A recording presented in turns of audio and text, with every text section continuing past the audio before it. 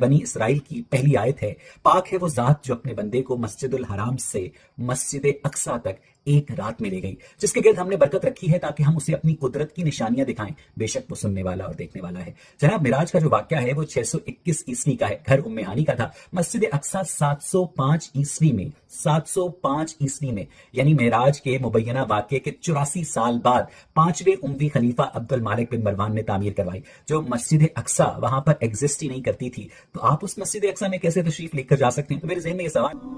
میرے محترم دوستو، آپ نے پنجابی کی ایک مثال سنی ہوگی کہ عقل نہیں تھے موجیں ہی موجاں۔ یہ ایک بچہ ہے ملحد جس کا نام ہے اویس اقبال۔ یہ بیچارہ کہیں نہ کہیں سے قرآن پاک کی ایک آیت کا ترجمہ یاد کر کے آ جاتا ہے، پھر کسی ویڈیو میں وہ ترجمہ سنا کے یہ مسلمانوں کو چیلنج کرتا ہے۔ جب اسے جواب مل جاتا ہے یہ بے عزت ہو جاتا ہے، پھر کسی دوسری آیت کا ترجمہ یاد کر کے آ جاتا ہے۔ اب یہ جس آیت کا ترجمہ یاد کر کے آیا ہے، پہلے میں وہ آیت آپ کو سناتا ہوں، پھر اس کا ترجمہ، پھر اس کے سوالوں کا جواب دوں گا۔ بسم اللہ الرحمن الرحیم۔ سبحان الذی اسری بعبدہ لیلا من المسجد الحرام الی المسجد الاقصی۔ سبحان الذی، پاک ہے اللہ، اسری، جس نے سیر کروائی۔ با کا مطلب ہوتا ہے ساتھ، عبدہ ہی، اپنے بندے کو۔ پھر آگے ہے لیلن، نون ہے تنوین کے لیے، دو زبریں جو نون کی آواز دیتی ہیں یہ تنوین کے لیے ہوتی ہیں، قلت کے لیے، یعنی کوئی یہ نہ سمجھے کہ پوری رات لگ گئی تھی۔ رات کا ایک مختصر حصہ، بہت ہی مختصر حصہ، جب نبی پاک صلی اللہ تعالی علیہ وسلم معراج سے واپس تشریف لائے تو کنڈی ہل رہی تھی، سردیوں کے دن تھے، اس کے باوجود آپ کا بستر گرم تھا، اور جس پانی سے آپ وضو فرما کے گئے وہ وضو کا پانی چل رہا تھا، یعنی رات کا بہت مختصر حصہ۔ من المسجد الحرام الی المسجد الاقصی، مسجد حرام سے لے کر مسجد اقصی تک۔ سبحان الذی اسری بعبدہ لیلا من المسجد الحرام الی المسجد الاقصی، پاک ہے وہ ذات جس نے سیر کروائی اپنے بندے کو ساتھ لے جا کر رات کے بہت مختصر حصے میں مسجد حرام سے مسجد اقصی تک۔ مسجد حرام سے آگے کا بھی سفر ہے، مسلمان بخوبی جانتے ہیں، 7 آسمانوں کا سفر، پھر سدرۃ المنتہا، سدرہ کہتے ہیں بیری کے درخت کو، اور منتہا جہاں پہ سب کی انتہا ہو جائے۔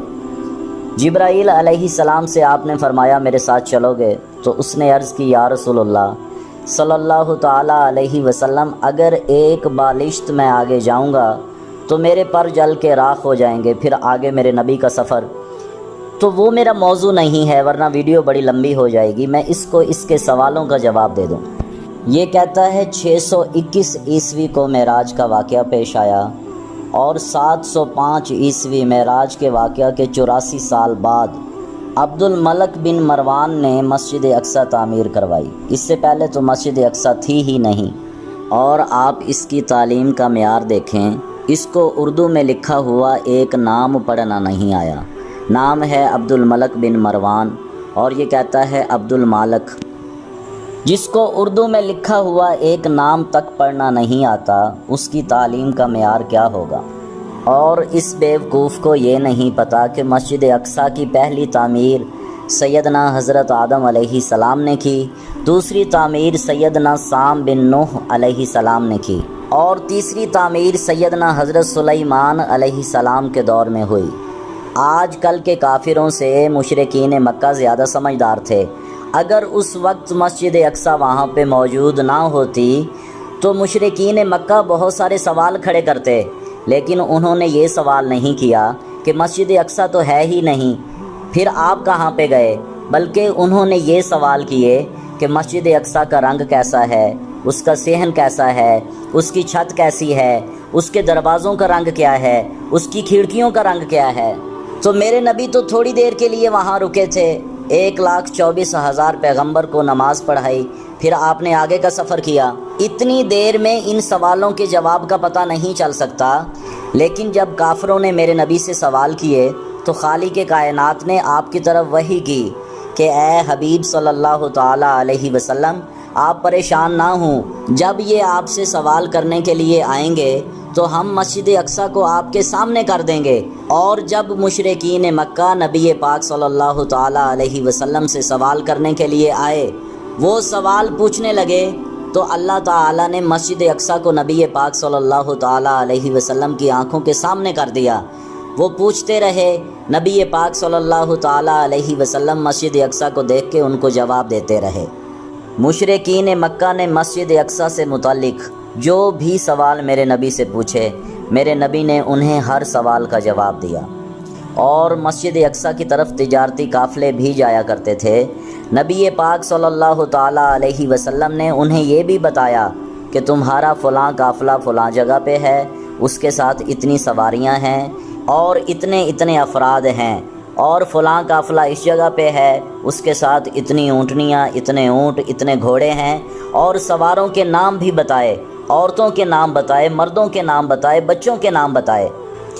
اور پھر آپ نے یہ بھی فرمایا کہ ایک قافلہ تمہارا جو مسجد اقصی سے مکہ کی طرف آ رہا ہے اور مکہ کے بالکل قریب ہے، سورج غروب ہونے سے پہلے وہ مکہ میں پہنچ جائے گا، اس قافلے کا فلاں سوار اپنی سواری سے نیچے گرا ہے اور اس کے بازو کی ہڈی ٹوٹ چکی ہے۔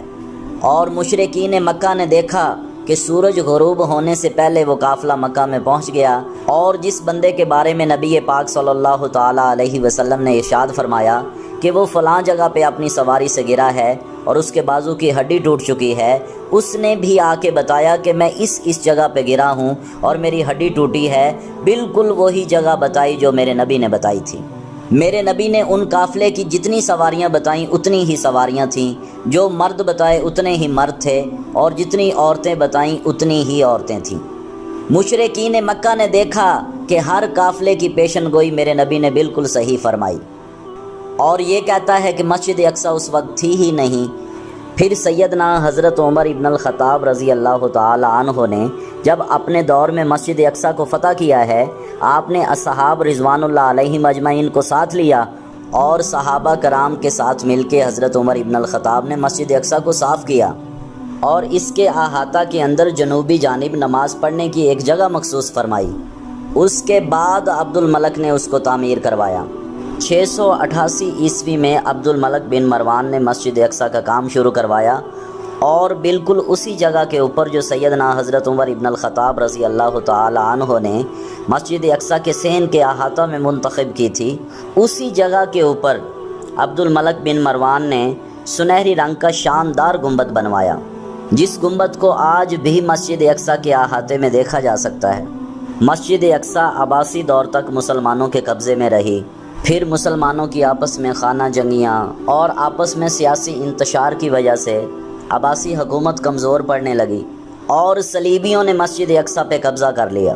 مسلمانوں کی آپس میں خانہ جنگی اور کمزوریوں سے فائدہ اٹھاتے ہوئے صلیبیوں نے فاطمی حکومت سے غداری کر دی اور بیت المقدس پر حملہ کے لیے ایک بڑا لشکر تیار کیا، جس نے 70,000 مسلمانوں کو شہید کیا، اور 1099 عیسوی میں بیت المقدس کو مسلمانوں سے چھین لیا گیا۔ مسجد اقصی کو جب عیسائیوں نے اپنے قبضے میں لیا تو انہوں نے اس میں بہت سی رد و بدل کی، اس کے اندر رہائشی کمرے بنا لیے جسے معبد سلیمان کا نام دے دیا۔